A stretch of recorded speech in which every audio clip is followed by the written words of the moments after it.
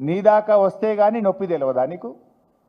నువ్వు గతంలో కేసీఆర్ గారిని పట్టుకొని కాల్చిపారేయాలని మాట్లాడినావు, ప్రగతి భవన్ను పేల్చివేయాలని మాట్లాడినావు. ఇక నీ నీ నీ బూతులు ఆ నోట్తో నేను చెప్పలేను, ఆ బూతులు మాట్లాడితే నా నాలుక ఖరాబ్ అవుతుంది. కానీ అంత పచ్చి బూతులు మాట్లాడినావు నువ్వు. కానీ నిన్నేమంటున్నావు, ఇట్లా అంటారా అట్లా. మరి అప్పుడు గతంలో నువ్వు అసలు బాడీ షేమింగ్కు బ్రాండ్ అంబాసిడర్ నువ్వు కదా. కేటీఆర్ గారు కుమారుడు మైనర్ అబ్బాయి, పాపం ఆయన చదువుకునే ఒక స్కూలుకు వెళ్ళే విద్యార్థి, ఆ బాబుని ఆ పిల్లవాడిని పట్టుకొని కూడా నోటుకొచ్చినట్టు మాట్లాడినావు కదా. నా ఎత్తు పొడుగు గురించి కూడా అడ్డమైన కూతలు కూసినావు కదా నువ్వు. అసలు బాడీ షేమింగ్కు రాజకీయాల్లో అవకాశం ఉంటుందా? ఏం మాట్లాడుతావు నువ్వు? అసలు మనిషివా పశువువా నువ్వు? మనిషి అయితే అన్నం తినేటోడైతే ఇట్లా మాట్లాడాడు.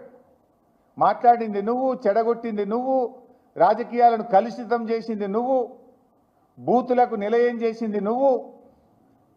ఏదో 100 ఎలుకలు తిన్న పిల్లట నేను శాకాహారిని అన్నట్టు బూతులకు బ్రాండ్ అంబాసిడర్ నువ్వు. ఇవాళ నీతి సూత్రాలు, నీతి వ్యాఖ్యలు నువ్వు వల్లిస్తే ఎట్లా రేవంత్ రెడ్డి గారు?